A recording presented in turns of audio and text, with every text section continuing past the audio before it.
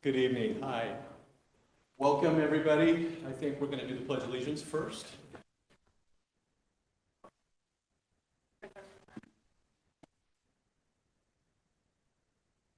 I pledge allegiance to the flag of the United States of America and to the republic which stands one nation under God, indivisible, with liberty and justice for all.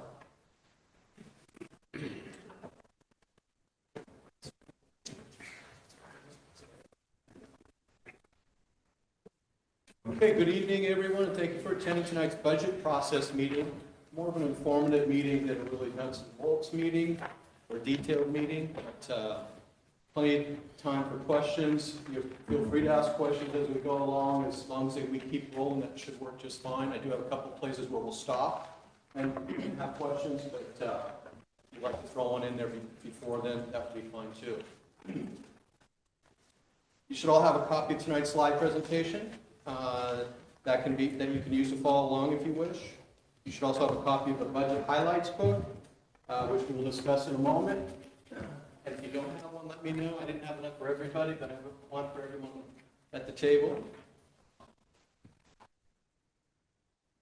One item before we begin, we do have some rules to follow. A few items on the list that's in the budget law. We cannot deliberate on the budget document before the first formal budget meeting on May 21st. We cannot discuss specific estimates or appropriation amounts associated with any fund, line item, resource, or requirement. We cannot discuss the question of whether to fund specific programs or expenditures. And we cannot discuss questions on whether to impose any tax levy or the amount of any levy. Yes, sir. The tax levy, or the amount of the levy, isn't that fixed? Yes, but it's in the law, so you just put it on there. I mean, that's kind of the same question I asked. Yeah, it is fixed. I'm discussing the fact that we can't change the levy. Just making sure we all know, so. And that goes to a lot of the stuff we're talking about. Many of you know all of this. Some of you know little of it, somewhere in the between. So be patient with all the fine details, and hopefully we'll give you something new to think about at least. So the agenda for tonight, we're going to go through the budget process and rules.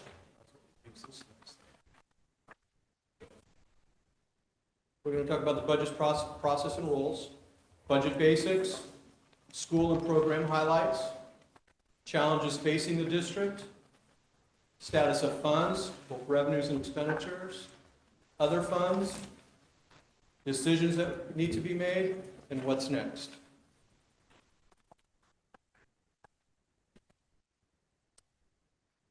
The budget development process. These tenets will guide us on our budget process. The budget development process will be aligned with the district's strategic plan. It will be aligned with the board priorities. It will be responsive to budget committee input. It will be transparent. And it will be attentive to fiscal sustainability. Please note, for those of you who haven't seen it, our fresh new vision and mission statement. Hard to see up there, but you have it in your document there. Roles. Roles. It is my task as budget officer to prepare a balanced budget, publish all required documents, and present the approved budget to the school board for adoption. The budget committee's task is to review, make agreed changes, and approve the budget. The school board's task is to conduct the budget hearing, hear community comments, and adopt the approved budget.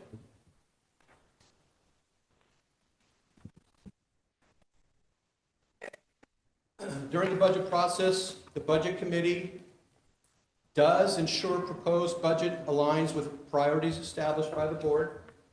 Thank you. Multitasking, sorry. The budget committee does hear the budget message, also known as the superintendent's message. The The Budget Committee does hear and consider public comment. The Budget Committee does discuss and revise the budget as needed. The Budget Committee does approve the budget and approve the tax rate. The Budget Committee does not set salaries, benefits, or contract terms, set staffing levels or the organizational structure, decide if the program or services should be funded, and does not make or alter district goals or policies. Those are the basic procedures of the Budget Committee. Budget basics. This illustration slide illustrates the basic fund balance equation. Beginning fund balance plus revenues minus expenses, leaving an ending fund balance. The expense groups you see in there, that there's three main types that we've named. The must-have expenses include payroll taxes, PERS, health insurance, software, utilities, and facilities, to name a few. The flexible expenses include training, travel, some supplies and materials, extracurricular programs, just to name a few as well. The goal expenses include savings for new schools and programs. I have a note here that says slow down, just in case I was rambling on, so thank you. Any questions so far? And again, please feel free, because I'm going to kind of roll through a lot of this, but I'm happy to answer any questions. All right. This slide illustrates the percentages associated with the key expenses in our general fund. As you can clearly see, payroll, salaries, and benefits make up 84% of the total budget. Purchase services, 8%, supplies and materials, 5%, other, 3%, other being insurance, debt, and dues, and some other miscellaneous.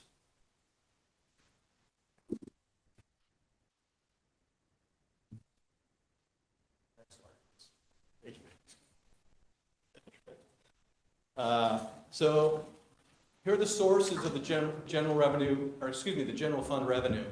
It's primarily made up of the state school fund, also known as the formula revenue. The funding received from the state school fund grant is intended for general operations and is at the school, district, and community levels to decide how to use those resources. State school fund provides somewhere in the range of 80-90% of the general operating dollars to school districts, ours specifically. The state school fund is based on the district's ADMW, which we'll talk about a little bit in a minute. It also includes lottery and state taxes, the Oregon Common School Fund, and includes the transportation grant that reimburses us 70% for all transportation expenditures for the year.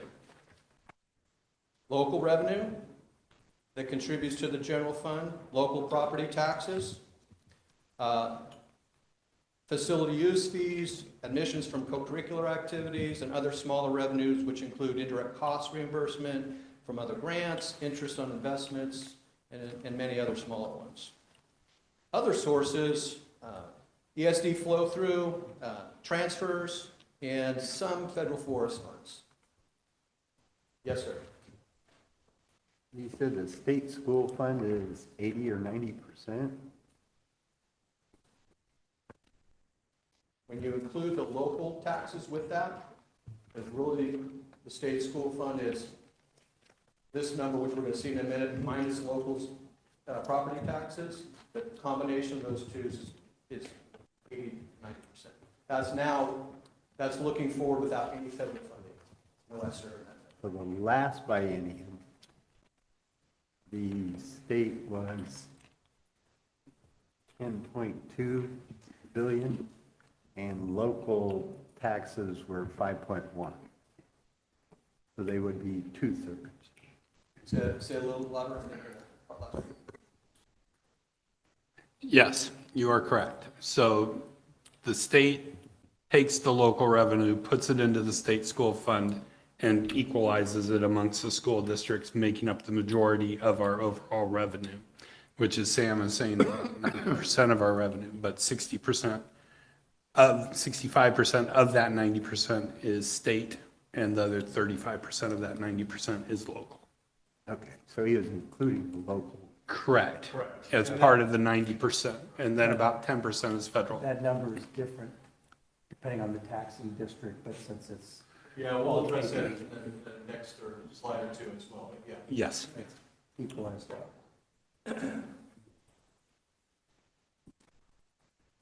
Any questions? Oh, we just had some. Any more? Yes, sir. Yeah, just a what if or could we kind of thing. When I look at the expense and percentage facts, and it's supposed to be general, I understand that. But it would be interesting to see the breakdown on because salaries and benefits makes up 84%. It would be interesting to see the salary and benefit breakdown in terms of teaching staff, support staff, and administration from a percentage standpoint. And I think we'll see that coming up in the next meeting, Okay? more than we do in this one, but, and I'm happy to give that to you, this year's version of that. I can certainly supply that to you if you want me to give you that. That's fine. I just don't have it. Thank you. Would you like that? Would you like that emailed out in the next couple of weeks? That'd be great. Okay. Tanya, you'll take a note of that? Thank you.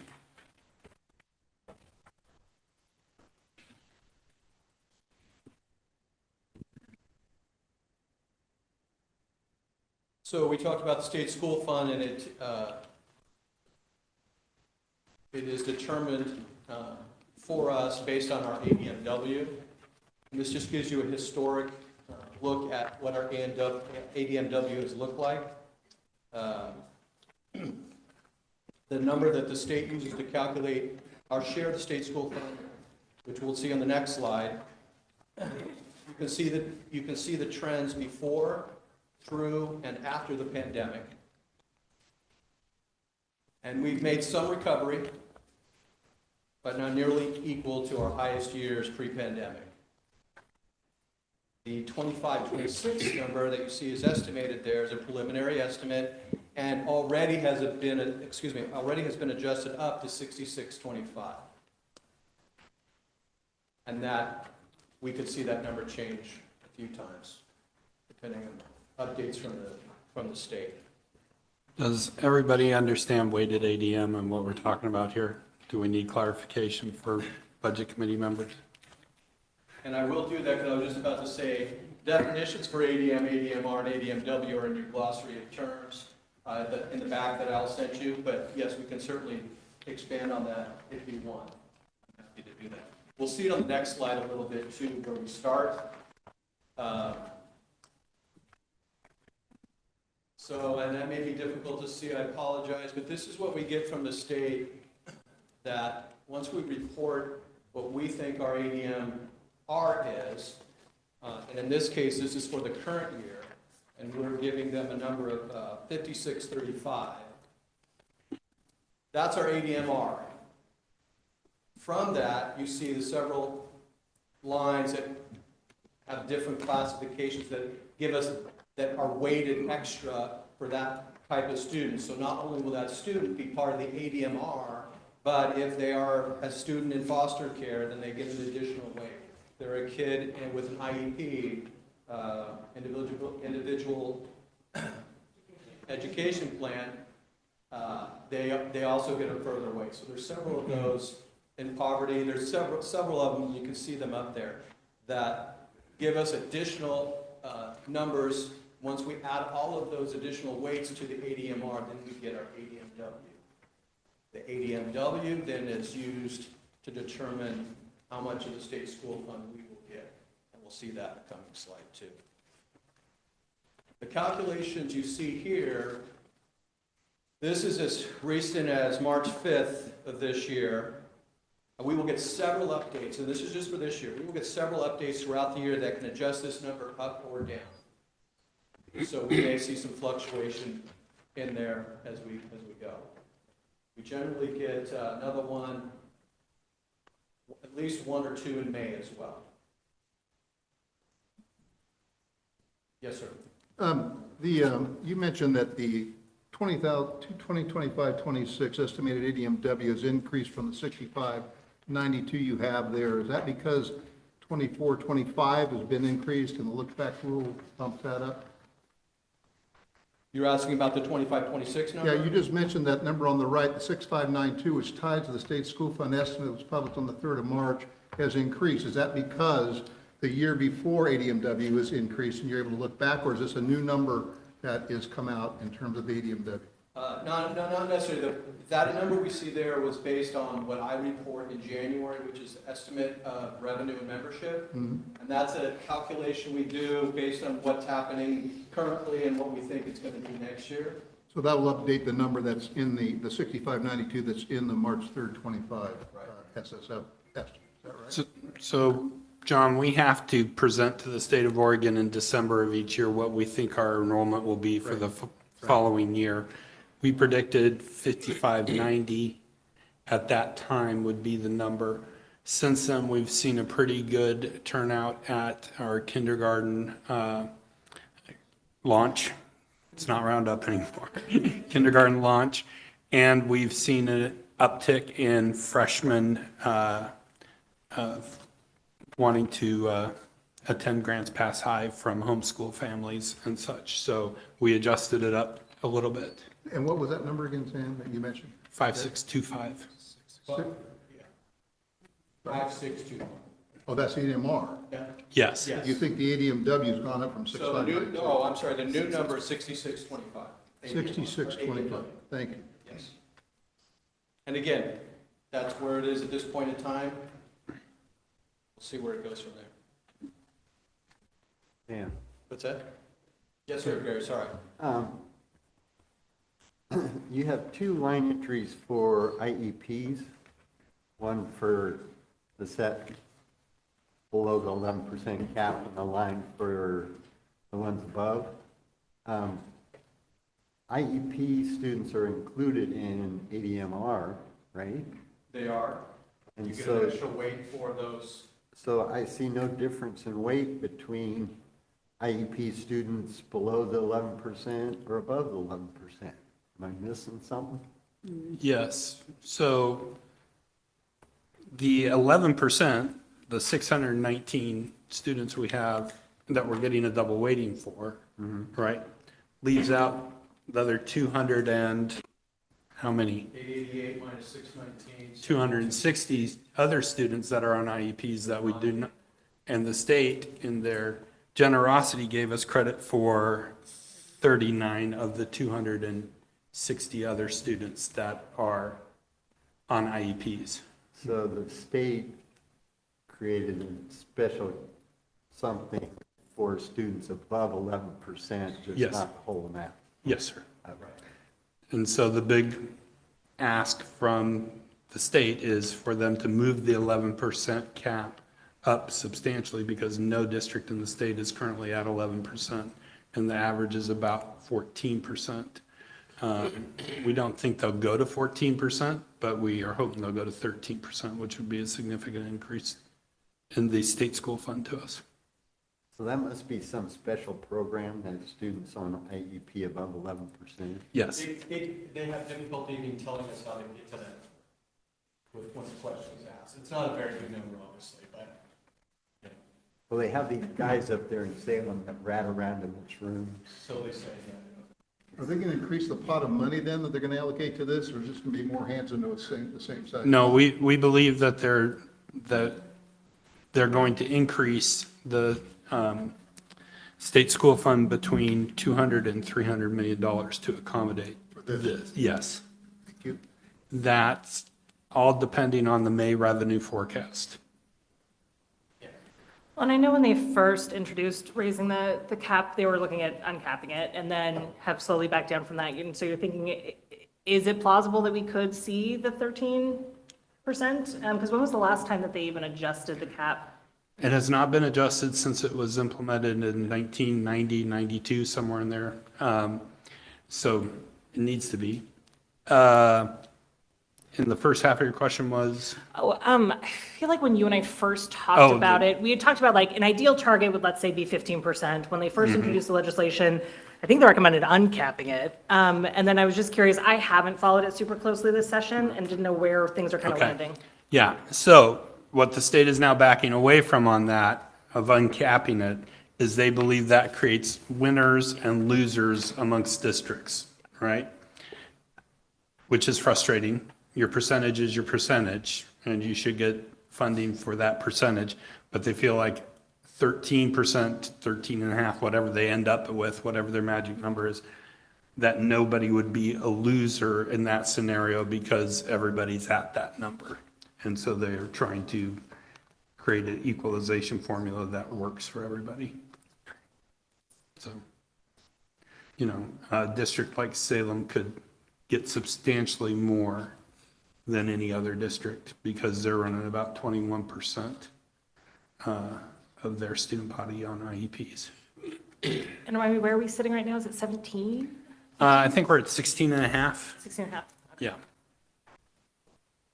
And so do I read this right, that our students in poverty number has gone down? No, it's gone up. From 948 to 1,028. Yeah, it's gone up.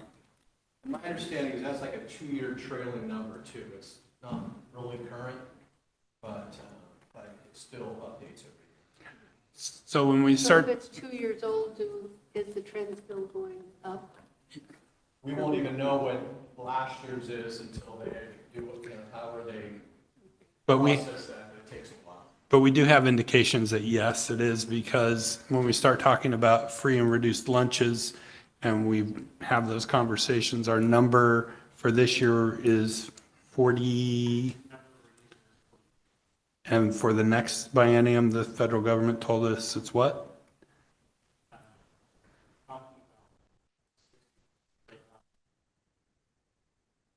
Right, and those are the numbers that they tell us we are at. Because we no longer collect that information from families like we used to. So they're saying we are going from 43% to 50, to the mid-50s. So that is an indicator that we're struggling locally. Our families are. But we won't have a hard number for a couple of years.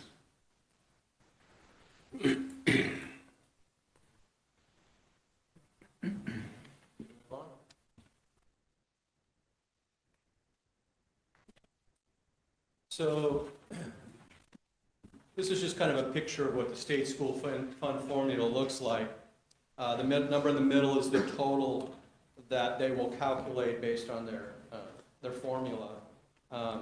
Really, our state school fund bucket, you see state school fund and you see property taxes.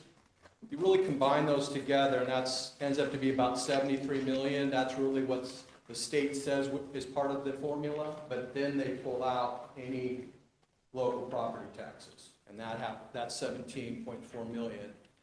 And so we will get 53 or 55.7 million for that number.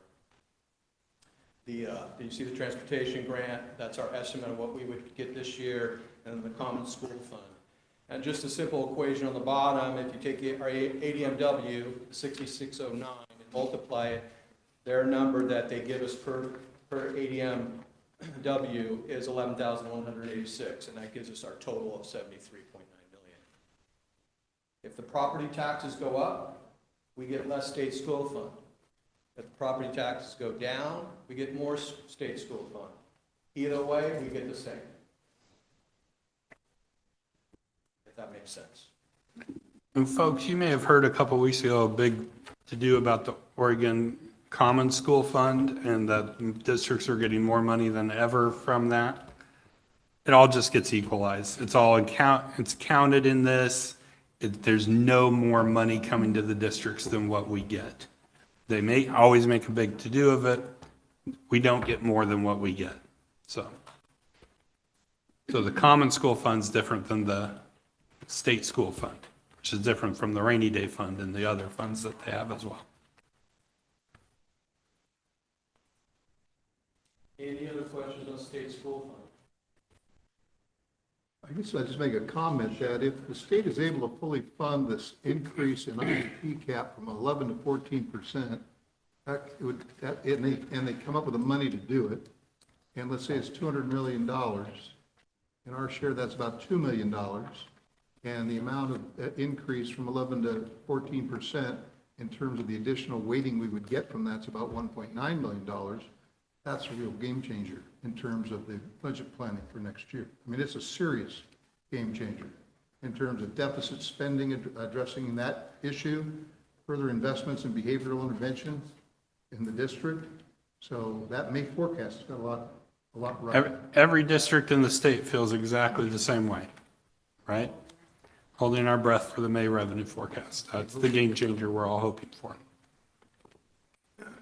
Thank you. Thank you, good point. Okay, let's change course for a bit.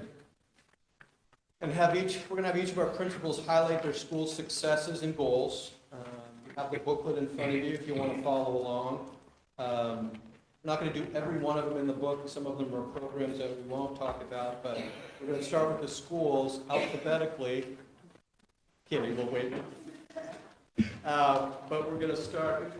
Nevin? And we did bring, Good evening. For Highland, we this year served 346 students. For us, that was nice. That was an increase of almost 30 students for us over the past year. So that was good news for us and our enrollment up there. We have an increase to 60 staffing, 54. That reflects our Stepping Stones program and also being fully staffed for the first time in quite a few years, where I've got all my positions fully staffed as of today anyway. So that feels pretty good. Our successes this year, we've continued to grow and develop in our AVID areas. Our AVID site team led professional development a couple of times for our staff. We focused on organizational skills, and last month we added goal writing for kindergarten, it's classroom goals, working up to individual goals being written by our fifth grade students for weekly academic goals. Of course, our pre-K program, we've talked a lot about that, but that is a very exciting thing that has happened up in our building and will continue to happen. We've continued to refine our PBIS and attendance assembly. We're now focusing monthly on common areas as well, so students get a class will get the golden recorder for how they do in the music room and cafeteria in the hall. That's been a really culture builder for our building. And then I think probably a lot of us will talk about the new ELA curriculum. That's something it took a lot of work at the beginning of the year, and it's kind of starting to settle into a routine, and we're really starting to see what we believe is payoff with student learning. So we're really excited to see that continue to develop. Our challenges right now, chronic attendance is still a problem. It just getting some of our kids to school remains a constant issue for us. And continuing to implement and refine the ELA. It is a big piece, and we just want to keep getting better and better and better at how we're delivering our instruction. And then coming up, we know that there's going to be a health curriculum on the horizon. So what's that curriculum? How's that work into our master schedules, and what does that look like? For next year, we want to continue to refine and improve our pre-K program. We've had a few bumps this year that we're hoping to avoid next year to make it better. Our AVID focus is going to jump into Wicker, where we focus on reading or writing. District is doing some work with implementing the writing into the reading, so we're waiting to see which one of those areas, but we're going to do reading or writing. And I continue to push to try and continue to hit that 90% rate of positive attendance. So those are our highlights for Highland. And now, the man, he's right here. Oh, yes, sorry. Questions for Highland? Sorry, I was trying to get out of the questions. Okay. All right, Rob Lewis, Parkside Elementary. All right, if you notice on our slide, the staffing actually went up to 6. That's mainly because we added another site-based program. That's the main reason, because if you look at the other schools, there's a decrease you'll see in total staffing. That's why you see With Highland and us, we had an increase, but we had another program. Some of our successes I want to go over is our Parkside percent of regular attendees has continued to improve over the last 3 years. We went from 69 to 72 to 75.4. We've been working really hard on that. I know it's still not where we want it to be, but again, we're on that trend moving forward. A lot of great things we have in place there. We've also been working on the behavioral side. We have students with 5 or fewer major behavior incidents. They have increased. So that's kind of opposite thinking, but we have 14% more of our students receiving 5 or less referrals. So we're improving in that area. Let's see. Acadian scores across the school, over the last 2 years, we've had an increase of 6%. So we're pretty excited about those things. Let's see, challenges. A couple things we want to continue to work on. 2 of the 3 grades are still below the district average. Number of students meeting state reading expectations, and our iReady math it seems we haven't got the traction. We start really well, but it's still that decline, so we're trying to figure out how to help transfer that. I was doing observations today and looking at the problem solving strategies and just having really great conversations with teachers of how do we get this to transfer as the kids grow older. But then our goals, very in line with what we've been doing all year long, improving the number of students who are not chronically absent. We want to decrease the number of students who have behavior incidents, and we want to increase their math and reading scores. So that's basically where we are at Parkside. Questions? Gary, come on. It's your last chance at me. 39%, 39% what? 3rd grade reading. 3rd grade reading? I'd have to look at it, but like I said, I'm just looking at growth goals, Gary. We're growing, and we're going in the right direction. Anybody else? All right, Henderson, you going next? It's a lot closer to my face than his. Rob Henderson over at Riverside. So just kind of some of our successes at Riverside. We have the Stepping Stones program at Riverside. This is our 3rd year with the building there. So having a full-time Stepping Stones 2 teachers as a district-wide program has been super successful. I love it. It's one of my pride and joys of our school and of what we've created. So I think that's been a great success. And we have continued to create a plethora of after-school activities. We've got teachers that have volunteered to do archery, choir, our Smile Club, student council, robotics. There's been a book club. We do video announcements. We've had a tag club after school. And all of those have been pretty much volunteered by our staff to do that as a way to get kids involved in after-school activities and be part of our school community. So been pretty proud of that. And then I would say our reading and math is showing kind of a continuous upward trend on Acadian's iReady and our state assessment data. Really proud of that. And then we also did our 3rd annual Mount Ashland ski trip this year. It took 50 4th graders and 4th and 5th graders up to Mount Ashland. Best year ever as far as weather. And then we are incorporating AVID strategies school-wide throughout our school. Real big focus on organization this year, trying to get our school to be a little bit more organized. And so our challenges, I would say increasing our services and opportunities for our students with disabilities and our economically disadvantaged students, or kids that don't get all the opportunities all the time. That's one of our big goals. And then increasing academic rigor and expectations while supporting our students with emotional behavior and attendance concerns. We find the more we push them, sometimes they don't come to school. The more we push them, sometimes they've got bigger behaviors. So finding ways to increase both of the rigor while supporting those kids. And then hiring, retaining, and training our classified staff. It feels like we're always going through some different classified staff members. And if we can hire the best ones, retain the best ones, and train the best ones, hopefully they'll stay. And it's student enrollment, I would say, is probably my biggest challenge right now between enrollment and attendance. You'll see our enrollment is about 362. I'd like to see that over 400 at Riverside. And then our attendance rates are below 90 for several of our grades, and I'd like to see that come up and figuring out how to get kids to school. And then the goals, just to ensure all our students reading and math are at benchmark and our OSAS scores are above state average. I want to see those well above state average in my opinion. Enhance our school-wide behavior and attendance supports, and then continue implementing and training staff in AVID strategies. So, questions for Riverside? When you say increasing student attendance rate, where are they now? Each grade's a little bit different, I kind of track it, but our kindergarten is the lowest. They're below 90%. They're about 88%, I think, right now.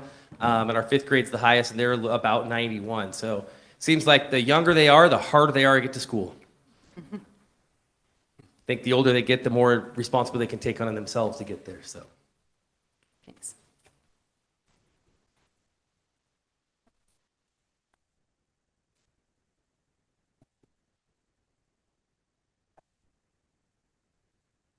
Christine Mooney from Redwood, and we're all about kindness and student success at Redwood. Our enrollment, actually, I was looking at this, and we have, it says 454. We're actually at 469 as of today. We have 15 more students. We had, I think, 5 or 6 more enrolled just this week.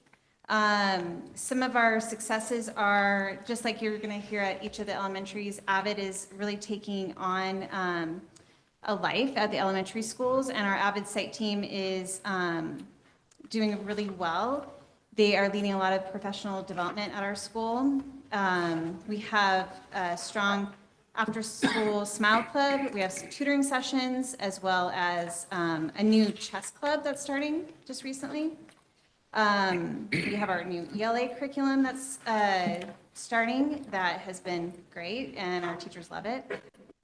Belong Partners has been a partnership that we've had over the last several years that has been offering lots of support for student behavior. Our challenges, just like Robbie was sharing with Riverside, the classified staff, we've had a lot of challenges retaining classified staff and just retraining them each year. Addressing the behavior, emotional needs and attendance needs for students has been challenging each year as well. We've had increasing class sizes, and we have a new neighborhood that's being built across the street from us. And I know that some of you, if you've been out in the Redwood area, you've seen that. And they just started framing the first house. And so we're anticipating some new families. And increasing the class sizes is going to be a challenge for us. And welcome too. Along with that, we have some concerns about physical space in our building. We're seeing that we're having to double up some of the itinerants that come in, the community partners that come in when they need to meet with students. It's challenging sometimes. Some of our goals we have for next year is to just continue with Avid and just creating effective systems and strategies to just push students and then to enhance our reading and math scores across the school, and then to complete our fundraising efforts for our inclusive playground. So, any questions? I have a question on just the general demographic trend here. It sounds like you have many more elementary students. I remember back in the day, we thought the migration would be from north to south, and it sounds like that trend's continuing. But I look at the north and south in terms of the middle school, and North still is about 100 or so more students. I mean, can you talk a little bit about the demographic shifting, what you're seeing, and new developments going on in Redwood District? And the river is still the dividing line, right, between north and south. So I would think that the increase at Redwood would show an increase. Maybe it's just an age and grade thing as they're moving through the loop, but. We have part of our students go move. That's a hybrid population, right? Yeah. So, Riverside, that's what I'm saying. So, Yeah, same thing. I think we see it because there's 4 schools feeding north, and Right. a percentage of my students go south. Same with Robbie. So the mix of elementaries coming out of Parkside and Riverside has a higher north footprint maybe, even though the demographics are still, gotcha, okay. Thank you.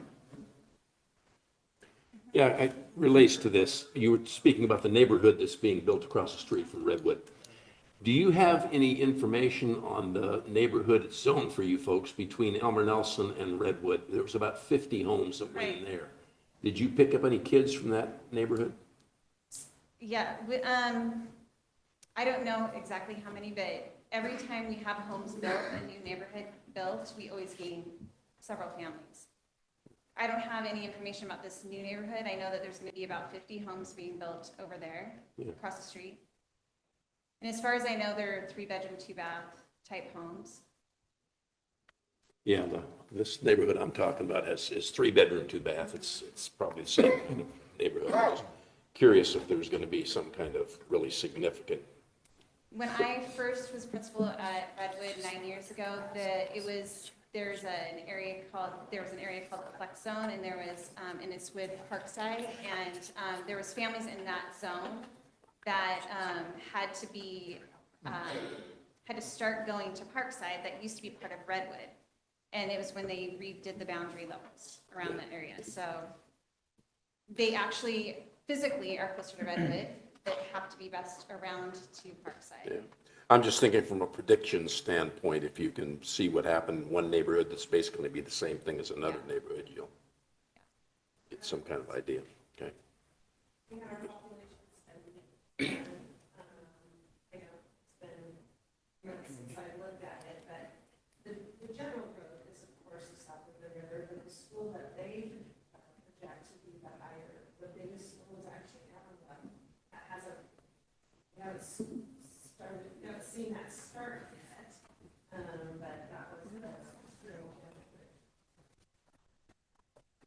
But eventually, we're going to have to look at the boundaries again.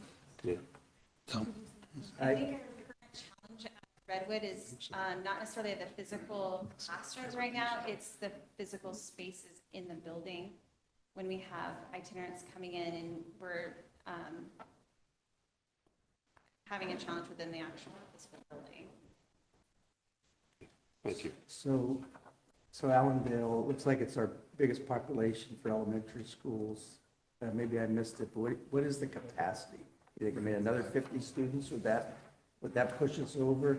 When I first started at Redwood, we were in the 480s and 490s, and so we can be bigger. I would say that the students are different, and so might need different resources within the classroom than they did back then. So there's that to consider. 2 questions. Just to remind myself, are the ELL programs at the elementary level still housed at your school and then Lincoln, correct?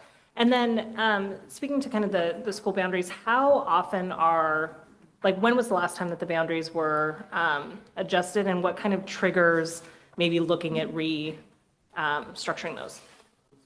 Been here 14 years, Flex was just put in prior to me getting here, and haven't been done since I've been at it. but as the growth continues in that direction. Okay. Yep. So Kathy. Yeah. Yeah. Okay. 2005, 6, maybe. That's the last time. I have kind of an ignorance question about that. So, with our urban growth boundary, it's quite a thing to move it.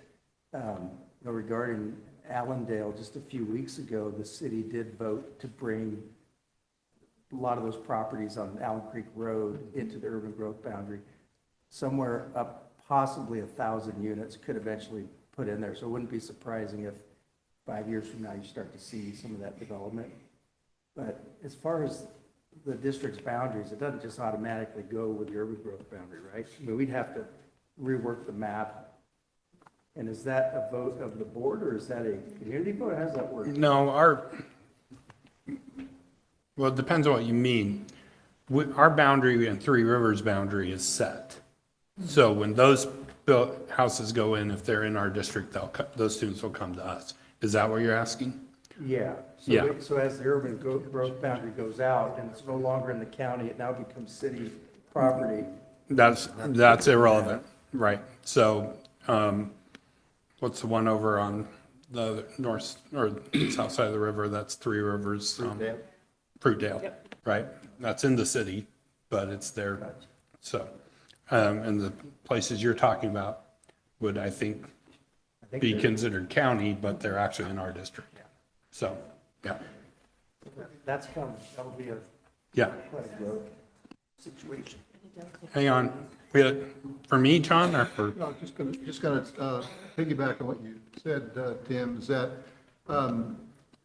realigning the elementary or middle school boundaries is something the board can do, but we looked at this whole thing in terms of adjusting the boundaries between District 7 and Three Rivers, and it is a political nightmare. I think the law said you have to have a majority of the electors being the voters, and thinking that a majority of the voters in Josephine County would vote to expand District 7 or contract Three Rivers, whatever you look at, it's really, really impossible to envision. And we've had situations, believe me, with houses being built right on the Three Rivers District 7 line, where the parents said the bedrooms where the kids slept were in the District 7 attendance area, but the parents were sleeping in the Three Rivers area. So it gets to be, this issue has been going on for a long time.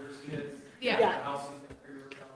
Oh, absolutely. And John and I sat in the regional superintendent meetings while Klamath County and Klamath City fought over Mazama High School. Absolutely brutal. The tension in the room was thick. That's right. So, Reduce the number of transfers you'd have to process. yes, and we did 2 more today coming in, so, yep. Well, hi. It's great to be here and share with you some highlights from Allendale. I'm Tanya Reimer, first-year principal, very excited to step into Musser's footsteps. Lots of successes and highlights for Allendale. We definitely have been implementing and training on our ELA curriculum, and really wanted to highlight something that we see exciting in kindergarten. We looked at our scores mid-year in kindergarten and saw that 87% of our kindergartners are at or above benchmark. And I did a little digging to see what that looked like in past years. And in past years, they were at 67% mid-year. So we're really excited. The kindergarten teachers are really excited. They're probably going to come next month to a board meeting and share what they're seeing in kindergarten, because it's pretty significant. And we're really excited to see how that's going to translate to our first graders next year, moving into second, when we don't have some of these holes of the curriculum, that we can start at kinder and move on without the holes in the curriculum. So that's something to really highlight and be excited for. Our AVID professional development for teachers is a highlight that we are being very strategic with that. We have a curriculum and AVID site team that meets monthly to plan professional development for our staff on our Wednesday teacher learning community. So it's a time for teachers to learn together. And we bring forward strategies from AVID and Wicker for teachers to learn about. And also exciting that by the end of this summer, we will have at least one teacher from every grade level trained in AVID through AVID Summer Institute. So that's going to be great to get more teachers trained. So the other really great highlight, and this has been historic for Allendale, is the love that teachers have for providing other opportunities for kids in their interest. And so we have a real strength in our clubs that we offer. I listed a few of those there for you, but teachers are just really excited. Tomorrow our students are going to a Smile Club field trip. We have Racket Club, Book Club, Art Club, Run Walk Club, Archery Club, and a brand new one starting is the Boat Builders Club. They're going to be building boats out of cardboard, and if you want to go to that, it'll happen May 19th at the YMCA. So very excited about those opportunities for kids. Our challenges this year are not going to sound very different than you've heard, but definitely we are seeing an increase in major referrals from previous years. So our behaviors have increased, and we're seeing that as a challenge right now. We also see similar in our iReady that as we go through the higher grade levels, that we do see a drop off on their proficiency with that. So we're really trying to target that, which is why some of our goals down below is we're really trying to look at the typical growth that students will make, because we have seen a correlation between what students make with typical growth and how they perform on OSAS. So if we can really target and motivate the growth for that, then we hope to see some increased scores with OSAS. So we do want to continue to focus on our attendance rates because historically Allendale has had really good attendance rates. I want to really look at targeting kinder through second grade because I know that's a focus coming to us as a focus challenge for growth. And then continuing our staff training in AVID and implementing AVID strategies. We want to continue to get stronger in that. And then also our improving of our school-wide behavior supports, our training for teachers, looking at more ways that we can be prepared for our behaviors. We've already started looking into the Belong Partnership for behavior training and already sent some teachers this year to that training, and we're getting some excitement to continue that for next year. Thank you. Any questions?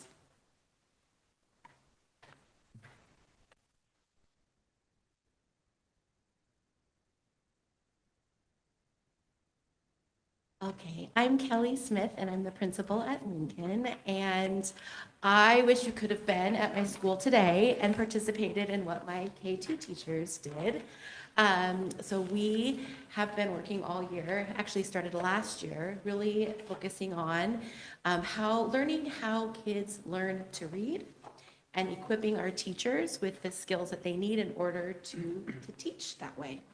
And so today we had teachers who taught lessons and their colleagues came around with a coach and we watched the lessons and watched the kids in action and then got a chance to debrief and then refine and look at what our next steps are. We are also seeing a huge shift in what our kids are doing performance-wise with reading. Gary, you want those third grade readers? They are coming. They're coming. K2 are making it right now. I give you 3 years. Okay. Truly, it's remarkable what kids are doing, the language that they're using around noting if something is a digraph or a trigraph or a diphthong. Kindergartners and first graders using those languages, those words to be able to understand and break apart and actually decode and be able to read. So it's incredibly exciting. So that's been a huge success for us this year. And that's kind of evolved into teachers saying, well, hey, I'm working on this in my classroom. Maybe this would be helpful for you. And so we have a lot of collaboration happening across the grade levels and teachers opening up classrooms to just come in and see the messy work of learning. And that's been really exciting. It's a big shift for us. And I would attribute a lot of that out of the work. After this summer, we will have K-5, at least one person from each grade level who has been trained at Avid Senior Institute. And so we are working really hard on continuing. We have a partnership with Belong as well. And so we've had our data team that comes together each month, looks at our behavioral data, looks at for a problem, and then we come up with a solution. We test it, we collect data on it to be able to report, did this work? What do we need to tweak? And so with that, we're finding that we're also needing to continue to bring up those instructional strategies for our ever-changing diverse population of students.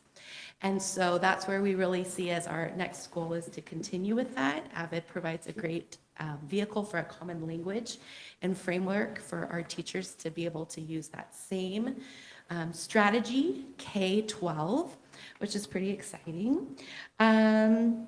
Some of the challenges I would say is, again, that balance of meeting students where they are social emotionally and continuing to push the rigor so that we can continue to raise the bar on both. And that's just kind of a fine dance that we'll continue to troubleshoot and to work on.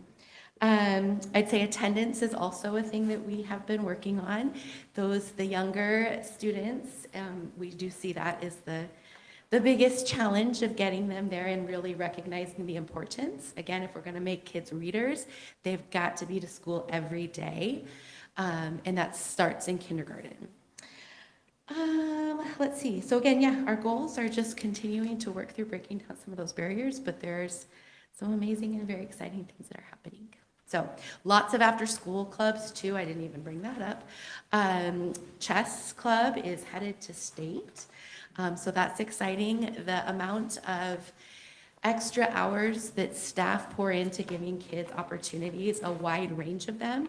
We are the other school, elementary school that has the English language development program. So there is an after-school tutoring program like we have at Redwood, which is a great opportunity for our kids. We have a peer mentoring program that happens, and we have lots of students that participate in that. I think we have over 120 currently that are either mentors or mentors and mentees. They might be both. We have, each grade level puts on a musical performance each year. So our second grade will be putting on Disney Earth Day coming up here in April, which is going to be exciting. And so again, yeah, just trying to continue to focus on getting students academically where we want them to be, and also socially, emotionally where we want them and need them to be. Any questions? Okay, thank you. Good evening. My name is Barrett Sale, and I get the privilege of being the principal at North Middle School. A lot to celebrate, a lot of successes that aren't even in these bullet points, but just to highlight a few. Got an increased number of students that are considered proficient readers, and we celebrate the growth of our diagnostic tests a couple times a year with reading increasing of students that are considered proficient readers, and also celebrating the growth with math achievement as well, with growth with all of our students. This year, both North and South added the Avid 6 elective. We had 29 students that enrolled within that, which is pretty exciting for us. We have a lot of clubs and activities for our students and see the great things that our elementary schools do and want to continue to provide opportunities. One of those are great music programs, and so we had a lot of kids that participated in music classes. Got to revamp our PE classes this last year, and then also added a new elective, outdoor adventures, which has been pretty fun. One of our school focus areas was increasing family engagement. It was a charge for our teachers this year, and they did a great job, but other ways that our parents can get involved are PTSA meetings, site council, our parent advisory council, and we saw a huge increase in our families that say they feel more connected this year than last year, which is a good sign for us. Also want to celebrate new bleachers that were installed in our main gym over at North. They broke the first time we used it, but they fixed it really quick too, so that was great. Some challenges, we do have aging buildings and athletic facilities and fields, so much so that our PTSA is going out and trying to secure funding for helping out with what we want our facilities to look like for our kids. Our math skills and achievement data are increasing, and it's nice to see the cohort growth.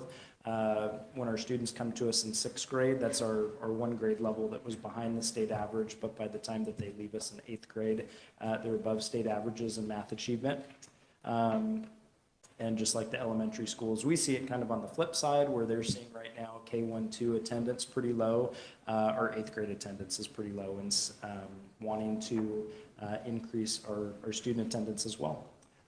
In addition to increasing student attendance for next year, some goals that we have, the Youth Truth Survey gives us a lot of really good data to look at. One of those is our student culture. We saw big increases with our staff culture and our family engagement. Student culture in regards to building relationships between students, peer-to-peer, and then also students, the way in which they treat adults. Our kids say the way in which adults treat us as students is really good, which is a good sign for us. But students, their recognition of the way that they treat each other and the way that they see their peers treat adults, our students are saying that they would like to see that increase. And so we're developing ways to increase that next year. And our teachers do a great job with the subjects that are tested, and our teachers that are not within those subjects that are tested still contribute to our goals in science, math, and reading. And so we want to continue that sustained growth with those state assessments. Any questions from North? I'd like to introduce the principal of South Middle School, Mr. Robert Lingo.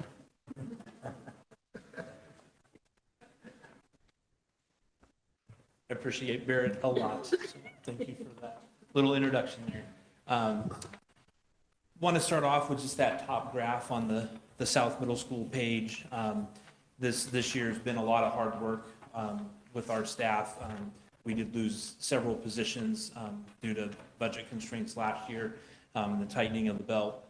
And I've been really proud of the effort both our classified and certified have done over this year, having lost some staff. You know, you still got to get the same job done. Our student enrollment went up a little bit unexpectedly, and staff's done a great job taking care of the kids and continuing to teach and learn at a good rate. So we're proud of that. Some successes over the last year, really proud of our math department. They continue to do really good work when we compare our students to the state average, particularly at 7th grade last year, over 50% met or exceeded benchmark. And when I shared that with a colleague in Three Rivers, he kind of paused and goes, "No, that's your ELA, what's your math results?" And I said, "Well, no, that's actually our math for 7th grade." So that was a pretty striking number that we'll hopefully continue to shoot for and maintain. Our iReady reading results this year have shown growth over previous years, and so we'll see over the next month or so as we're entering into state testing how that pans out for our OSAS results. But at least at the mid-year, we were feeling good about some of the work that staff had done professional development-wise, looking at reading across all subject areas and trying to improve in those areas. Very thankful to both the school district and our PTSA for the work and money that's been put into our athletic facilities, particularly our gym. This is the first year that we've opened up for the Boys and Girls Club on weekends, and it was fun to have staff asking, "Why are all these cars here on Saturdays? What's going on?" And they want to use our gym to have middle school students and some high school students that didn't make the high school team play basketball. So thankful for those upgrades with bleachers and scoreboards that we've been able to share with the community. We did add the AVID 6 elective this year. We had 30 students that have participated in that. We've continued to see growth in our AVID program overall, up from 49 to almost 80 students this last year. So excited to see the growth in that program and more teachers wanting to participate and be considered to be AVID elective instructors. When we put that out for who might want to be the 6th grade AVID elective teacher, we didn't have to work very hard. Several people put their names out, and then we had the hard work was actually making a selection as opposed to trying to beg someone to do it. So continued growth in AVID, in participation across the board in activities, band, orchestra, all those music programs, and athletics remains high. Some challenges that are coming up, continuing from a building was put together in 1957, and the maintenance needs of a building that's going to be reaching a century in not too long. That continues to be a challenge, but thankful to Mr. Sweeney and his maintenance department that they have put a new roof on recently, done some painting to upgrade, and so now when you drive by it has a nice look to it. Some of the signage and things, at least it makes it feel like a nice home, even though sometimes when you go in and see some flooring that might need to be replaced or carpets and things. But hopefully some things we can continue to work on, but some challenges at times. And it's not just the maintenance of the building, but I think like Christine said in her building, our partners in the community, where do we have space for them when they all need a little office to meet with kids? And our school wasn't built with the idea that all these community partners would come in, so trying to continue to be creative and share spaces is a challenge. A little bit on the behavior front, how do we get students to persevere and show up every day, attendance and just wanting to be at school and make it through a full school day. And so we'll continue to work with the district on ideas for those kids that might not be the traditional sit down, ready to learn, pencils out, and here we go. But we need these kids in school learning, and so how do we deal with those kids that struggle just to make it through a full school day and keep them engaged? Would like to continue to look for ways to be creative with the school calendar to promote breaks during the year so that both staff, students, and families can have vacation time where they're not leaving for Disneyland when everybody else isn't there, and so then we miss kids for 5 or 6 days sometimes when we'd rather have them in school and wait till spring break. So can we get creative and build in more natural breaks where some of those family vacations can be taken? And some goals I set for Mr. Montgomery next year as he takes over in the fall. we'll see how he does. For 25, 26, to continue to encourage, regular daily attendance, that's continued to be a struggle for us. The last few years, we kind of hovered in the low 70s, and we'd love to get into the mid 70s or higher. But particularly in the wintertime with illness, and again, some of those, you're going to go to Disneyland in January when no one else is going, trying to convince families to stay and be at school when maybe they want to go other places is a challenge. So we'll continue to work on that and find ways to get students to school. We'd like to have more evenings, I think, in the future where we invite families into the school, continuing to work on coming back from COVID, that disconnect of everything's online. We send out everything on Parent Square and email, but can we get families more back in the school, face-to-face with teachers, getting to know our families on a more personal level, and then just continuing to work on sustained academic achievement across all areas. We'll see how Mr. Montgomery does with those goals next year that I set for him. Any questions for Sal? So I too have noticed that the school looks very nice, better than it has in a long time with the facelift that it's had. Are there any plans for the track and field area? So our PTSA was really eager a few years ago to try to raise revenues that would help with that, but when you start to talk about it, it could be hundreds of thousands of dollars, maybe $1 million price tag. We probably can't do that as a PTSA. So they turned their focus more in like, well, maybe we can help in the gym with like scoreboards and things like that. So that's where that money's gone. I think whether it's a booster club type group at the middle school level along with district partnership, it would be a big money thing to upgrade that part of the facility. Would love to do it, and I think it would relieve pressure off the facilities here. We're having track meets on Mondays and Fridays now to just try to share the space so that north and south can have it. Right. It's a busy place. Yeah, thanks for sharing that. I was just curious because that has come up actually. Some members of the community, and you guys know all this, you've heard, have talked about improving that just as another asset to that neighborhood.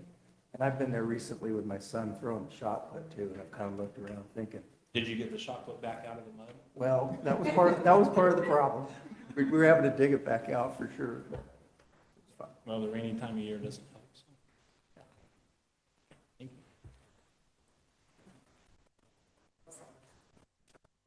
Nope, I don't get it, apparently. It's all right. It's all right. Super bummer. Okay. Rochelle Napier, I'm the principal at Granthus High School. So some successes, and one thing, as I was sitting listening to people, I was like, shoot, I should have put this bullet number 1, but we had a graduation rate of 93.9%, which is a huge increase for Granthus High School. So very excited about that. There's a lot of things that help with that, but one of them is the improvement in our credit retrieval program and a class that's called Grad Connections for kids that are behind in credits. It's a positive environment for them to make up some credits that they're missing and learn some great things from Mr. Rosetta. So we're excited about that. Our Avid Site team, which is about 27 members strong, specifically our instruction team has really been instrumental in our PD creation throughout the course of this year that's focusing on collaboration. And so we have as administrators, we don't stand up and talk at what we call collaborative work groups, which are no longer staff meetings. It's our teacher leaders that are teaching and helping lead the professional development. So we're pretty excited about that. Our instructional coach is amazing, and we really couldn't do the work at this large school without her. And so she had 64 early career teacher contacts. So those are teachers that are 1 and 2 years brand new to the profession. So she spends a lot of time working with them and helping them improve their craft. And then 99 other additional teacher contacts. So other teachers in the building that are asking for her help, wanting her guidance, wanting her advice on things, having her come into their classroom. So she is instrumental in improving our mentor program for our early career teachers, which I think helps keep them in the profession because they have a support system built into her. And then this year we added learning walks where she will take groups of teachers around to see other teachers teach.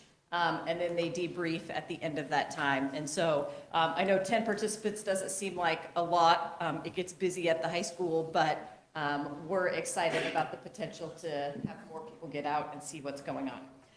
Some challenges, we are continuing to build the climate culture within our school. We have a We Are GP team on campus. We're a large building with, well, I should say multiple buildings with lots of staff and lots of kids. And so we're continuing to work on creating that culture where people are happy to be here. It's always hard to find the time to continue to improve instructional practices within the classroom. And so we try and be creative and listen to the staff when they are like, hey, we need more time to do this, that, and the other. But there are requirements that we need to meet when it comes to instructional hours and how much time kids are in class. So it does create some limits for us, but we try and be creative. And then challenges are facility improvements. We've had some great things happen recently, but I don't know if you noticed the really cool display water feature just in this room. I've got a few more if you ever want to see them. Depending on the weather outside, it's like a calming water effect or it's super annoying, one or the other. Have had to move a couple teachers because they just can't be in this space anymore. So the new roof is coming, right, Tommy? This summer. But as I think we all, anytime you have, right, a house that gets to about 20, 25 years, right, stuff starts to fall apart, and we're at that point with these buildings. And so maintenance and facilities, and Tommy and Nate they're probably like, oh shoot, it's Michelle again texting. But they respond quickly, and we're making do and creating really cool water catching spouts to get us until summer. So room 228 at Light. Do you guys remember the show MacGyver? Because that's what our maintenance crew does. It's impressive, right? So some goals. These are actually our school improvement plan goals. So to our 9th grade on track was 84.5% for the last school year. So our goal is to improve that to 85.5%. Our 4-year graduation rate, we want to get it above 94%. And then improving regular attenders, as I think everybody has said, from 74.5 to 75.5%. So I'm going to turn it over to Robert, my new athletic director, to talk about athletics, because he has goals for himself. Okay.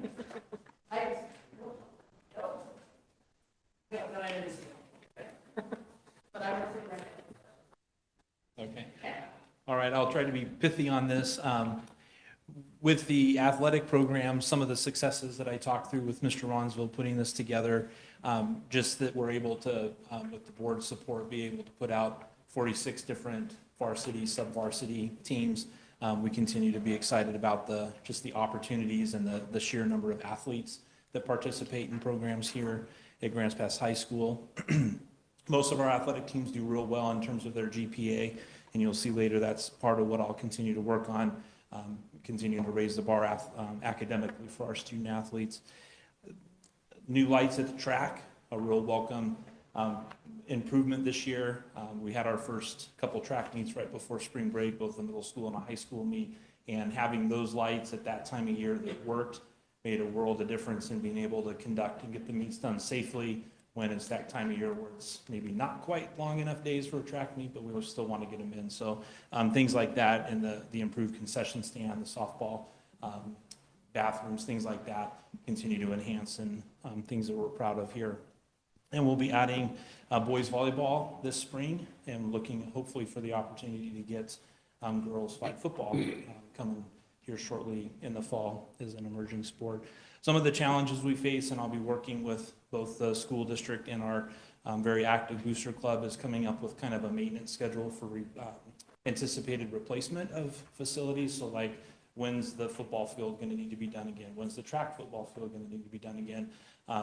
Hearing from the booster club, they'd really like to have a little bit more advanced notice of when might you come and ask for several $100,000 to help replace and partner with some of those facilities. And I think that's a real reasonable task to undertake of, hey, we think in 4 years we need to do Milling Room, and in 6 years we got to do the track field again, so that they can be planning and budgeting, and not, hey, next year we really need to replace the field. So we'll work on that to continue to keep really high quality facilities for our athletes and community.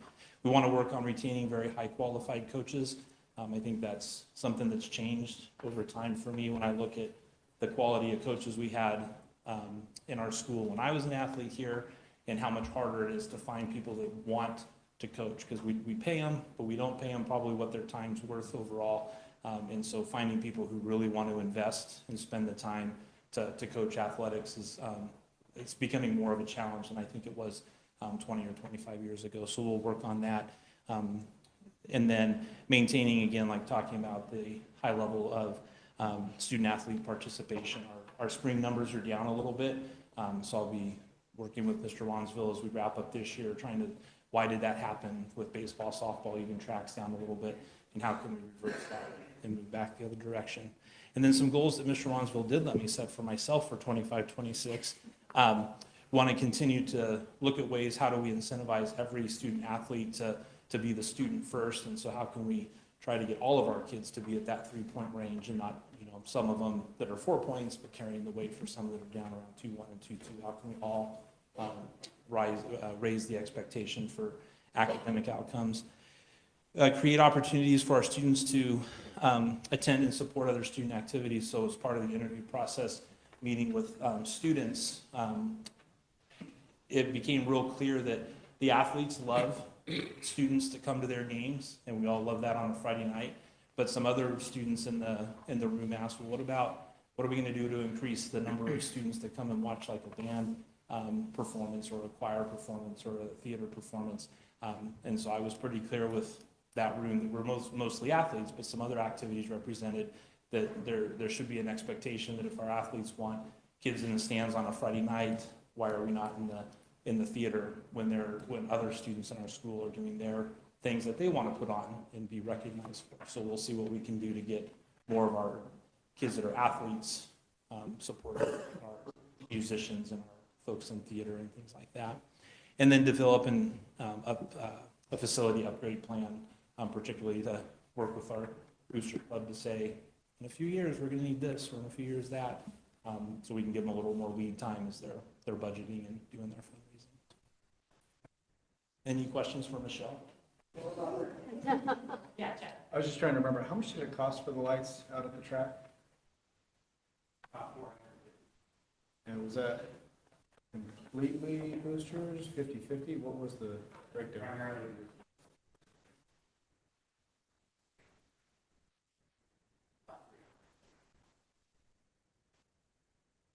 Just curious, I know there's other facilities that have those needs, so what does that cost? Got it. So we have like 13 less coaches. Does that a reflection of not being able to recruit coaches, or is that a planned budget reduction?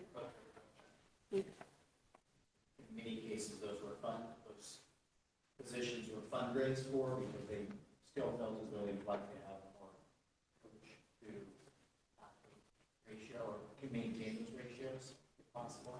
So the district had to go down, making a contribution that all confidential supervisory certified class on staff last year.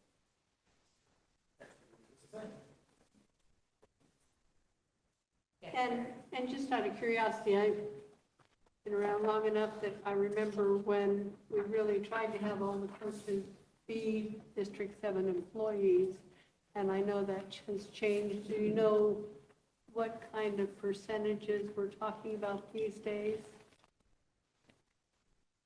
I don't. That's something I could work on getting a number over time. Is it in there? No, right. I would estimate about 35% of our coaches are on campus. On the high school. Middle school's a little better. And that was one of my points of emphasis when we did the football hire. Clay and I really made it a point to see, can we find a head coach that potentially is on campus or in the district, and then making it a point to find coaches within our own school or district that will then fill out that staff. Because we think if you're a great teacher, you're probably also a really great coach, because that's really what coaching is you're just teaching. So we want people who are professionals in the classroom in our schools, then out in the athletic fields as much as we can. Well, the whole culture of DC and the respect for the students was part of that equation also. That's a national trend that's been going on for about 20 years across the nation, the decrease in coaches who actually work inside the school district. It's a shame. There's reasons for it, but that's a long discussion. Did I hear correctly, you said 35% of our coaches are actual staff or teachers? At the high school level. At the high school. And then the rest are community members that are, how many are volunteers? That would not include volunteers, but we do have a number of volunteers in any of our programs.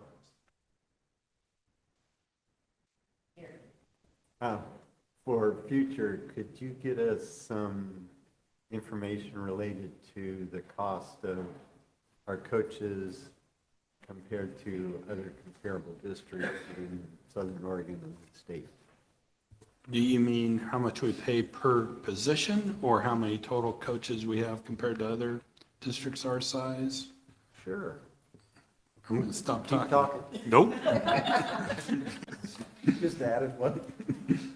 Thank you. We'll get that for you. Awesome. Jake Musser. Jake Musser, Principal at Gladiola. This being my first year at Gladiola, I realized pretty quickly that we help a lot of students earn their diploma that maybe didn't think they would be able to otherwise. So that's been a positive. But I also realized when I would sit down with these students and we'd have conversations about post-secondary plans, they give me one of these. So really worked a lot with support from the directors, from the district office staff, as well as partnering with Project Youth Plus and RCC in creating post-secondary opportunities for our students before they graduate, so they kind of have an idea of what they want to do after they graduate. So creating internship programs, job shadows. We had a number of our students take RCC classes this past year. So just creating those opportunities for our students so that when they do graduate, they have some sort of a path that they know they want to take beyond high school. I don't know if you have been out to Gladiola, but we don't get to offer a lot of electives, but one elective that we do offer is our garden club, and that is just blowing up thanks to Dink. She presented at the board meeting a couple months ago. And the newest addition to our garden club is a school bus that has been transformed into a big greenhouse, and it's coming along. It looks great. Invite all of you to come out and check it out. Next step is to paint that school bus. We've had a gentleman by the name of Doug Walker coming and working with kids. We have 5 interns this quarter that are working directly with him to work on the school bus as well as other things around campus. As far as challenges go, just like everybody else, space becomes an issue. It's not necessarily classroom space, it's more like space for individuals that come in and want to work with kids individually. I know I've had to give up my office a couple times just because there's not that office space around Gladiola to provide for all the different people. It's a great problem to have. We have a lot of different outside resources coming in. We just don't have the space for them on campus to support them. And then attendance has come up in just about every conversation. I wish elementary could see my attendance, because I remember stressing out about elementary attendance when I was doing elementary, worrying that it was, getting below 90%. But I continue to work hard on that, just trying to round kids up, catching kids, not allowing them to drop out, not giving up on them, because I think oftentimes we're the only kids in their corner, or only adults in their corner. So really trying to hold them accountable and make sure they're showing up on a daily basis. So that's been a huge challenge. And then supporting our students outside of the school setting, because so many of our students need additional supports beyond just the classroom setting. So figuring out ways we can offer supports for our kids and our families outside of Gladiola. And then as far as goals go, I want to continue to increase our numbers of graduates and our GED completers. Also, again, continue to focus on attendance, creating programs and initiatives that help our students show up on a regular basis. Big thing I realized is if you create an atmosphere where they feel safe, where they feel welcomed, and they want to be there, they're going to show up. So continue to work on that at Gladiola is super important to me. And then also just continue to create more post-secondary opportunities for our students. We're going to expand our internship program beyond just the district, and hopefully get to a point where we're reaching out to businesses and sending students out to do different internships around the community. So that's Gladiola. Any questions? Thank you.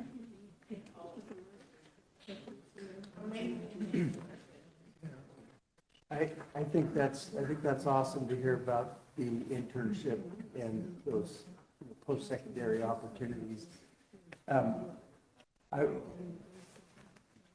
I just wanted to say I appreciate all this good information that we're getting, and it's neat to see, all the core efforts that are being taken on important stuff like reading, writing, even facility stuff. I just kind of noticed that and correct me if I'm wrong, because I could be wrong, but I think that was the first time I heard CTE mentioned as part of the goals. I'm sure there's other stuff going on. I'd just be interested in hearing more of that maybe in the future for the goals for the different schools. That was a part of our strategic planning, one of our pillars that we were seeing, interested in increasing opportunities and exposure and that sort of thing right down to the elementary level. And I'm not sure if I saw any of that except for at Gladiola. But I'll stand corrected if I'm there. So I would want to say one thing. Thank you all very much for doing that. Thank you all for your attention to it. We challenged them with doing their report in 3 minutes. Not really fair. So a lot of these things that I'm sure that they would love to brag about and are so enthusiastic about, they just didn't have the time to do it. And I'm sure you've heard a lot of the other things, great things as well.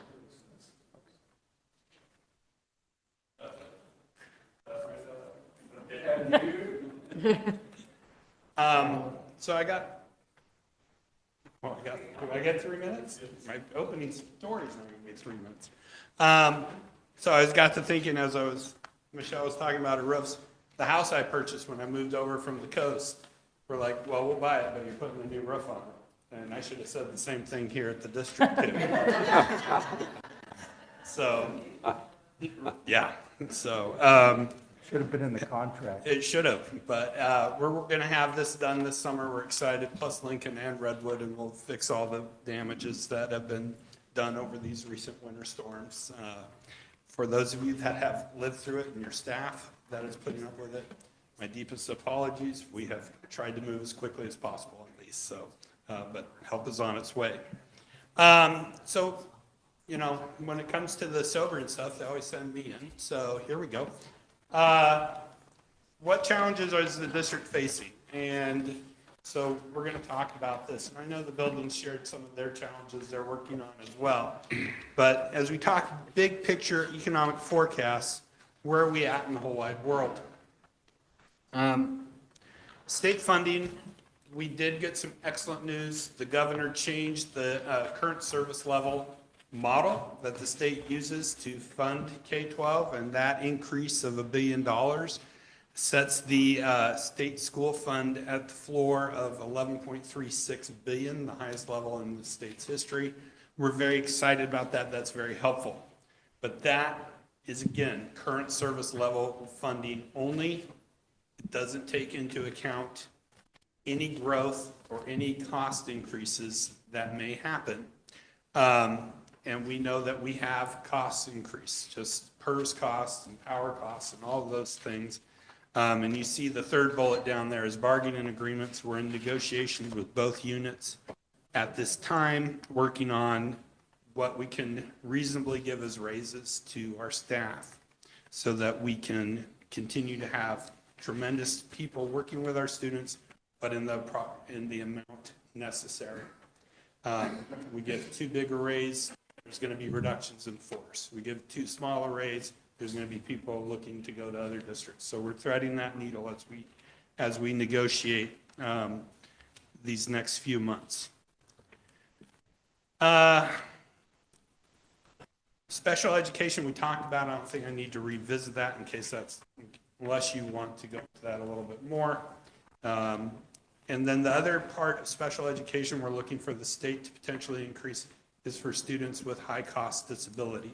High-cost disability, a student qualifies for that if they have over $30,000 cost just to serve their needs. So that would be a one-on-one EA, a one-on-one nurse, a one-on-one nurse and a one-on-one EA, depending on that. We submitted about $1.2 million worth of reimbursements for high-cost disability this spring. We think we'll get reimbursed about $300,000 off of that. What we're hoping the state will do is increase the pool of money that's provided for high-cost disability, and that in the future we'd be closer to, for a dollar, every dollar spent, a dollar return. But those are the things we're working on. An important date for school board members, perhaps, if you have time, is April 24th. That is the legislative day at the Capitol for school board members to go up there and talk to folks. Another important date is April 25th. That's where the co-chairs of the House and the Senate will be in Klamath Falls listening to input on what citizens of Oregon want for the budget. If you go to either of those events, we have a singular message that we're focused on. Increase support for our students on IEPs, right? Move that 11% cap. That's an important message that needs to be heard. It's supporting our students who need the most support, but in doing that allows us to give support to other students as well. So that's the singular focus, and if you are going to either of those dates and you need more information or anything, please seek me out. I'm happy to give you some notes that you might want to take with you. I would love to go on 11 or on April 24th, but on that date, the Southern Oregon ESD is doing interviews for the new superintendent of the ESD, and they've asked all the regional districts to be there for those interviews. Yeah, we can put you on the caveman bus if you want. You got it. Because that, nothing says we need more than rolling into Salem in the big bus. Right. So we're very optimistic on the state side. For a while there in the January, February, we were very concerned with what's happening on the federal side. We think most of those concerns are maybe unfounded. We think that with the continuing resolution that was signed in March, that we expect most title programs to be funded. With the exception of Title IIA, we think the state is anticipating that that will go away and has told us to plan on that going away. For us, that's about $270,000. We have the partial salaries of 3 employees in that, and Sam's already moved those into the general fund. So we've got that accounted for. We talked a lot during the winter time during the budget tours about potential impacts to food service. Feel a little more comfortable about that going into next year. And Title I, we feel a little more comfortable about. 100% of Title I is salaries. 100% of our food service employees are paid for out of the food service program. Nobody's in the general fund in those. So any reductions at the federal level would have an immediate impact on those programs. We're watching that carefully, but seems to be we're okay. The other federal program is Medicaid. One in big writing right up there. We don't know what's going to happen with Medicaid. There's a lot of talk about that. Joe and I talked this morning a little bit, and we're feeling like Medicaid doesn't look like it's going to be touched. I'm hoping Joe's right on about that because that makes up a large portion of the state budget, and any reduction in Medicaid, the state would have to make up from somewhere. So we're looking at that as well.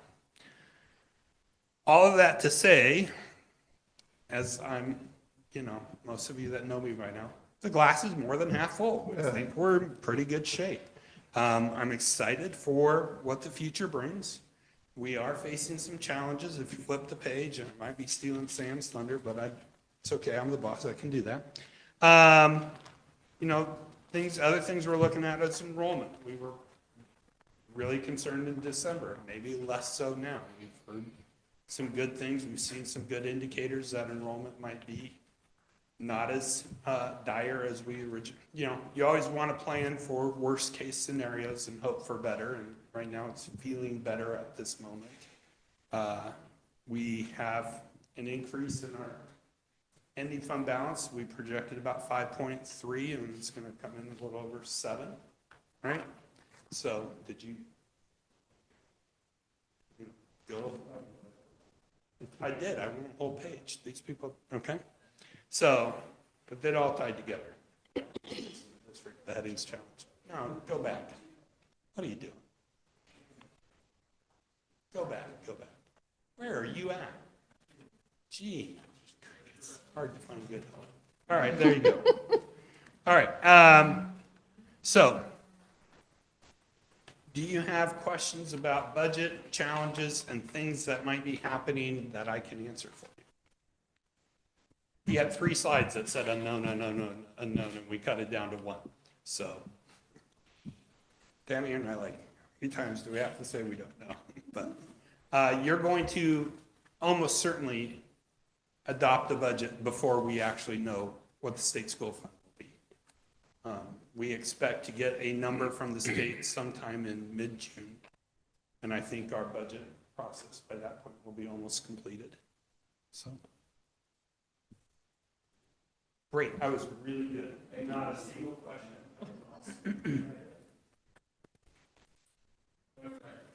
Thank you very much, appreciate that. So Tim spoke to challenges as far as revenues go, and a little bit on the expenses. I'll just go through that list real quick here.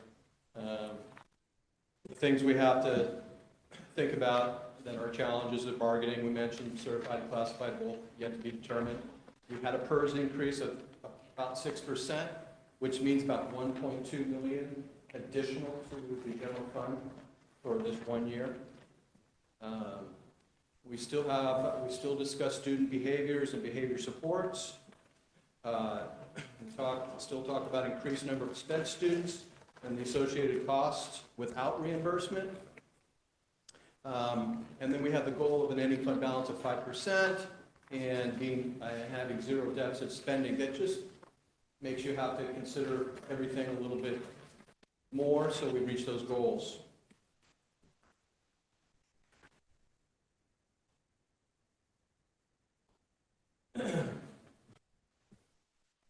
So the general fund revenue source allocation, during the pandemic, the state and local revenue accounted for about 75% of the general fund total revenue, with an approximate 22% federal contribution, essentially was ESSER funds.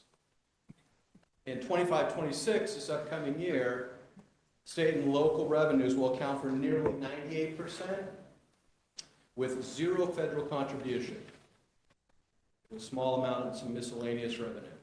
And that's general fund only for us. The story here is a reduction, to 0 of any federal funding. We're now completely out of that space. This side is just meant to illustrate again the bearing payroll costs have on the budget.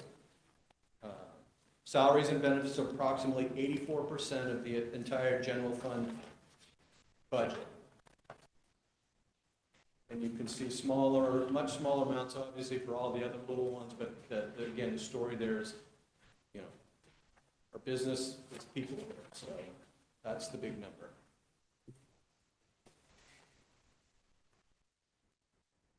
Now to the ending fund balance, which Tim mentioned. We had budgeted an expected ending fund balance for this year of 5.35.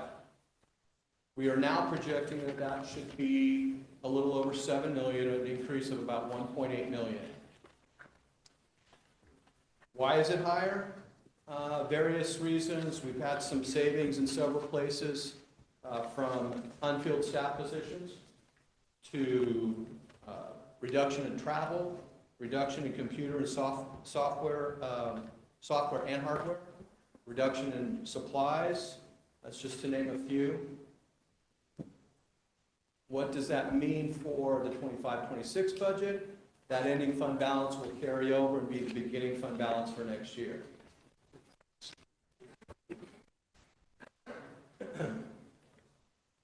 The current stated ending fund balance for 25-26 will be 5% as it was this year. Yeah, go ahead. So, just to double check, that number, the 7.17 million number, is that that general fund 100 only? Yes. Is that that's after that differs from the board report last month in terms of the general fund 100 number by quite a bit. Just wondering what that reduction came down, because my cheat sheet has about, it says 9053, that was in the report last month. So one of the things that we looked at is that was in the budget was the contribution from PERS or the transfer from PERS, 500,000 to the general fund. Mhm. We don't think we're going to do that. So All right. that's now getting into that equation. So we've got like a $2 million swing there. I'm just trying to put those pieces together. Part of it's $500,000 in PERS reserve money not coming over. Right. Okay, and then some other, obviously, expenses that are hitting the, There's another piece of the general fund, the state school fund that is earmarked for bus replacement fund. Mhm. That wasn't showing in the last months, and that now has hit, and so that's actually, that amount of money is no longer revenue in the general fund, it's now revenue in the. so it's a combination of reduced revenue projections for the general fund for the rest of the year and increased expenditure. So it's not just on one side or the other. Exactly. And the board report next week, when you put that in, that's going to reflect that 7.17 million. And in fact, it may be even a little different because this was all, this is not with all the updated March expenditures and things, so I would imagine it's in that neighborhood. Appreciate it. Thank you. Gary, I'm going to back up one Sure. slide. I'm struggling with the fact that we show our payroll going from 64.76 to 84%. Something's not. Right, great question. I wasn't here at that particular point to put that together. Some of it having to do with the pandemic. Yeah, that's gonna, which slide are you on? I'll get back there. Okay, so that's everything we've been talking about. We had payroll and ESSER funds, which is why state school fund money was down to 64%. Okay, and then we've been working hard to wean ourselves off of having staff on the ESSER money and putting all the staff back in the general fund.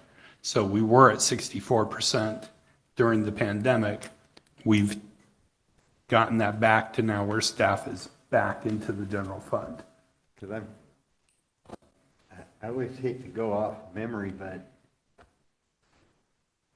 well before the pandemic, I thought we were somewhere around 85% for payroll. Yeah, I think that would have told a better story if I would have included a couple of years before this one, because I think that is what you would see.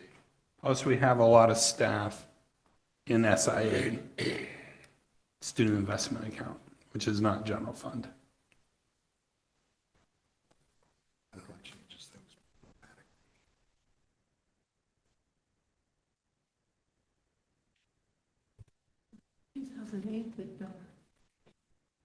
That was actually 95%. That's as high as I remember on a last crisis budget year. We had, instead of 84%, it was 95% was payroll, because we cut just about everything else to the bone, including payroll, but that was historically, pre-COVID, it was 85 to 95%.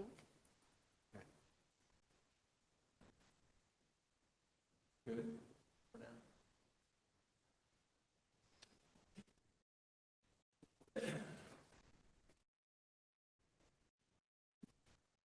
So our other goal is to reduce our what we call deficit spending progress, because our goal is to get to zero deficit spending.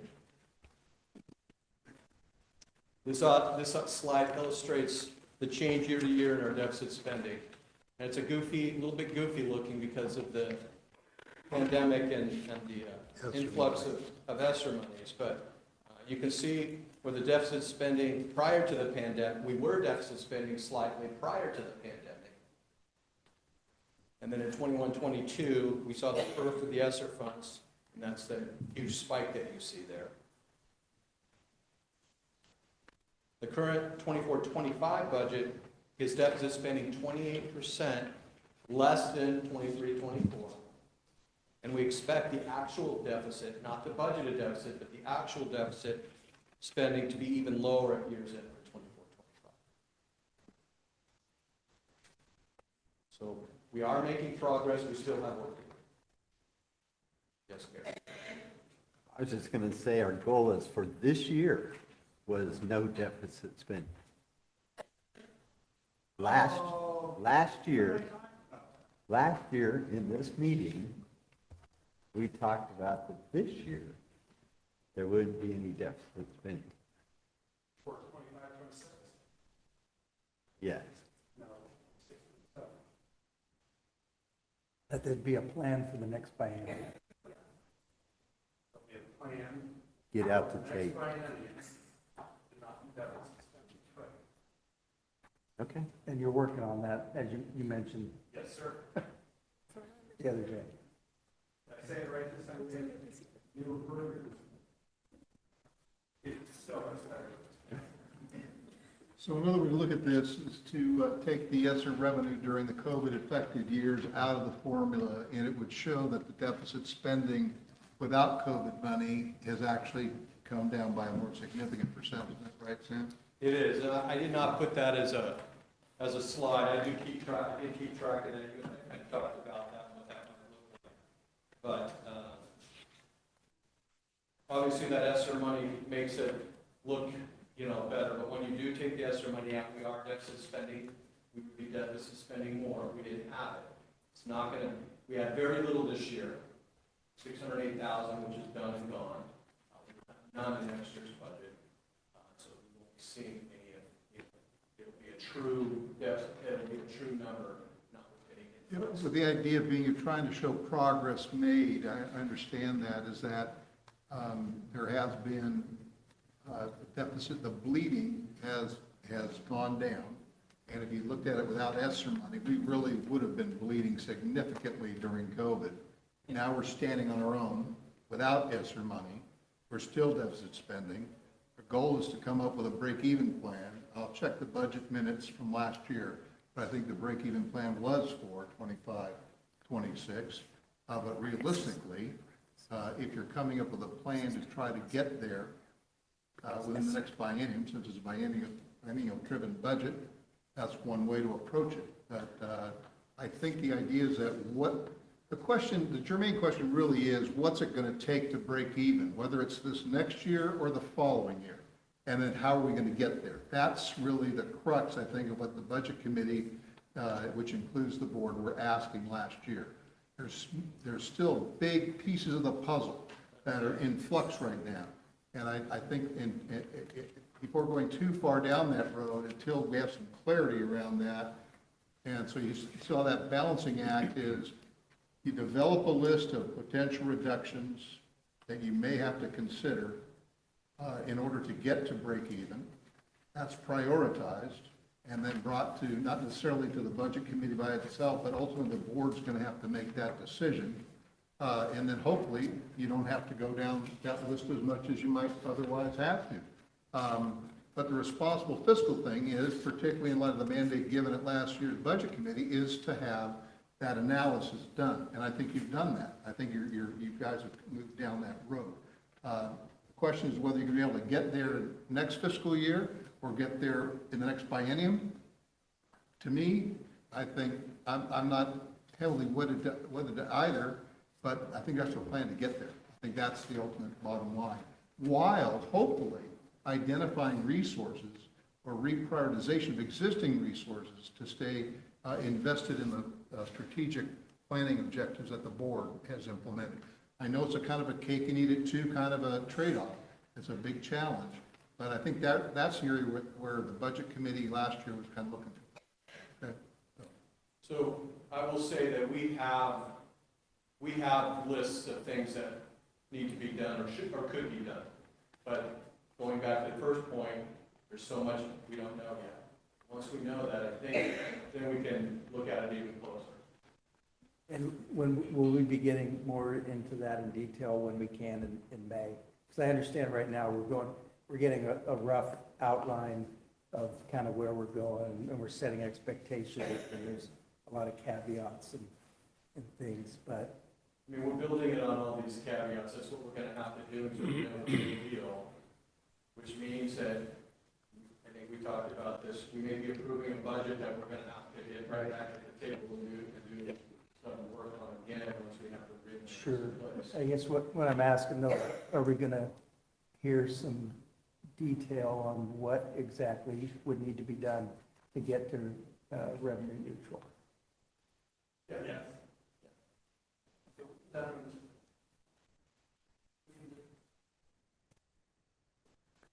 We've done another 1.25-ish. I don't think quite $1.5 million worth of reductions this spring for next school.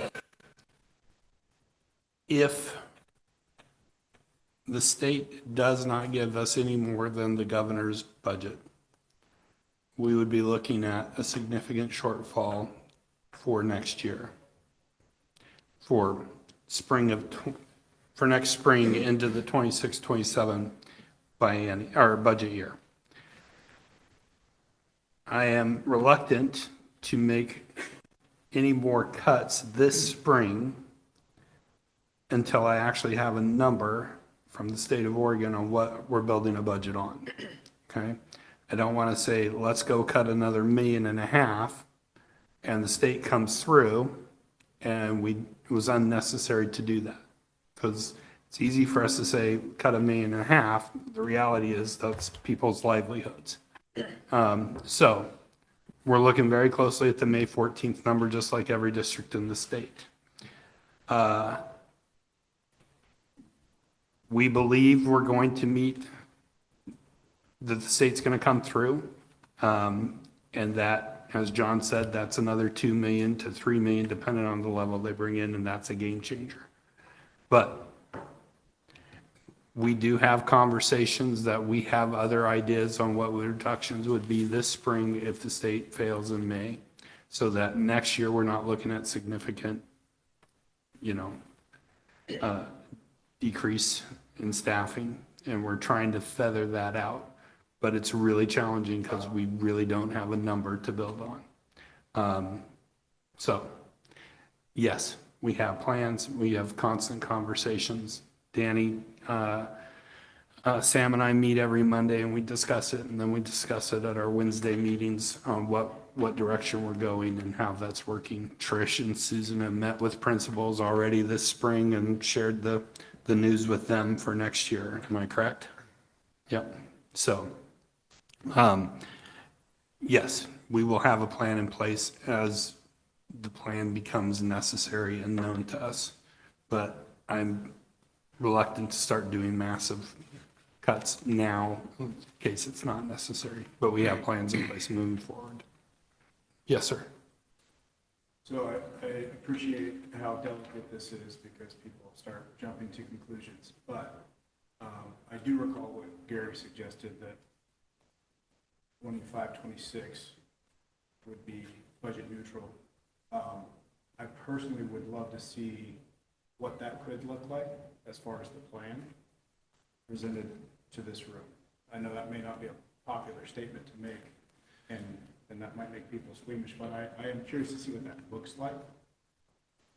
If something like that could be presented, as well as whatever other plans there are when we get to that point.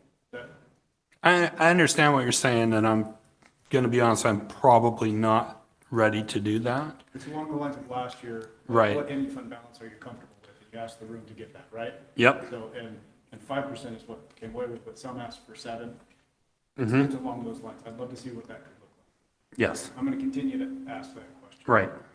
And you have a budget meeting with Sam and I this week, right? Not on my calendar. Okay.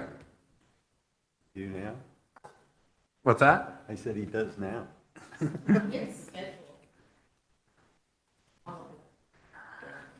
I have on my calendar that you and I have a budget meeting with Sam this week, so. I noticed by accident, I'm on the calendar too, but I'm gonna have to reschedule. Okay.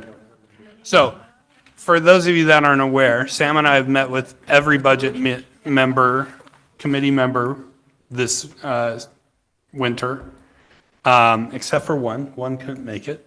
And we now are having budget meetings with board members so that we're discussing this with them as we go through. Right. Surprise. Can I reply to that? Can I reply from now as well? We will reschedule, Chad. Yeah. Talk later. Okay. So anyway, but yes, we can have that conversation when we set a budget meeting with you.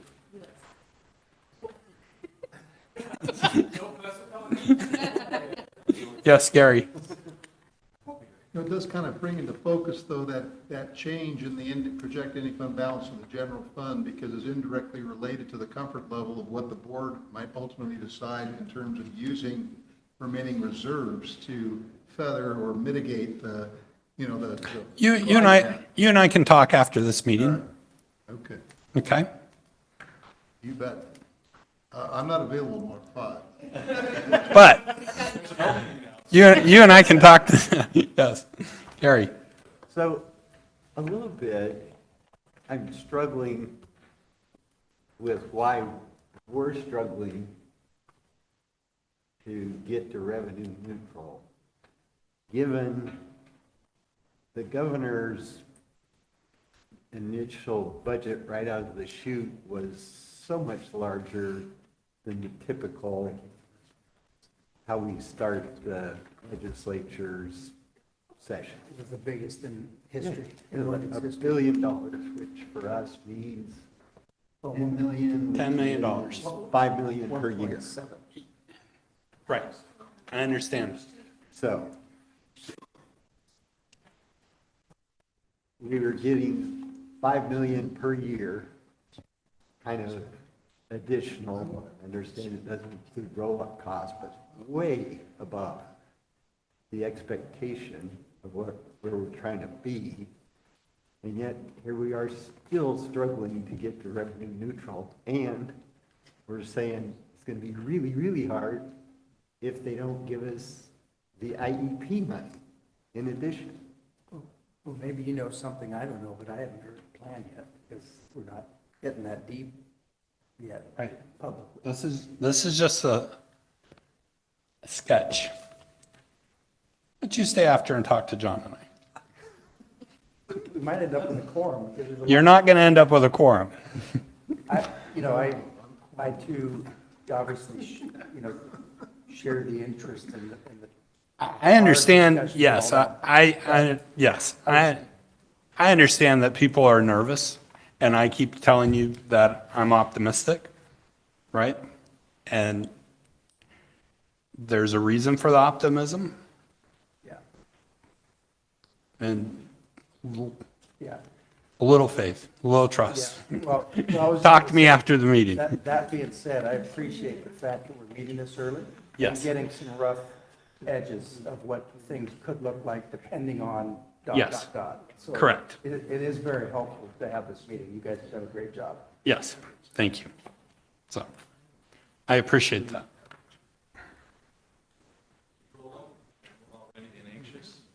On the home stretch, though, at least my portion here. So we talked about the general fund mostly. We do have other funds. This is a quick picture of what kind of a representation of most of the other funds. You see the general fund at the top, the capital projects at the bottom, which is a very large fund for us right now. Internal service funds, which is very little, but they are special funds. And then you have the special revenue funds, which are most of your federal and state grants that are outside the general fund. Of those special revenue funds, we have those funds that are funded by the Student Success Act. And there are some people that are so enthusiastic about this. Actually, it's more than the Student Success Act. It's the integrated plan. Well, but it comes from the Student Success Act, right? It's our comedy act. And if it comes from the Student Success Act, it can also be part of the integrated plan. Right. One can live with the other. Right, right. Anyway, so I'm gonna pass it on to the expert here, and to talk about these, and actually, Susan has a piece of that too. These are part of the integrated plan. They involve a number of different source revenue. What we would share with you with the FTE count, last year we shared real details of the budgets. Nothing's really going to change. We use a lot of our integrated plan dollars to offset general fund costs. These are all FTE that would be in the general fund, and we continue to look for ways to utilize the funds to help mitigate the issues you guys are talking about. One thing to share with you related to the integrated plan is that the timeline to submit our application for the next biennium, as well as our budget for the next biennium, is April 30th. So we'll be presenting at the April 22nd board meeting on policy. We have to have open to the public for comment on our application as well as our budget. And so that will be coming later this month. But those are the FTE count and what we do with the integrated plan dollars. I just want to say, add, early literacy grant isn't new this year, but it is new to this process. So it got incorporated into the integrated plan for this next biennium. But it's focused on K3 literacy. It's how we purchased our curriculum. That's what we did with it the first year, and then a lot of PD and a little bit of staffing. One other interesting note, as sort of like we have to approve a budget before we actually get our allocation, right, from the state. The early literacy grant, we were given a range of, here's what you're going to budget for, but if the proposed governor's budget comes through, it could be this. And the range just for next year in the early literacy grant is $398,000 or $405,000. I mean, $805,000. 398 to 805. So, okay, we'll just, well, we can't because it's due April 30th. So anyway, just some interesting ways that the state has this budget. Thank you very much. We'll be all each other.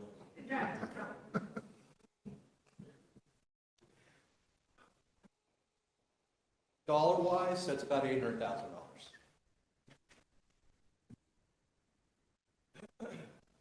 All right, next slide. Almost there, really. We heard you. So during our budget committee listening sessions and our tours, we wanted to know what areas were important to you. And this is a partial list of those areas that came up that were important. Behaviors, teacher morale, graduation rate, general maintenance, gladiola, various district-wide upgrades, band, athletics, sped. That's just a limited list, but these are things that were important to budget committee members as we sat down. And all that's part of what we're thinking about and doing.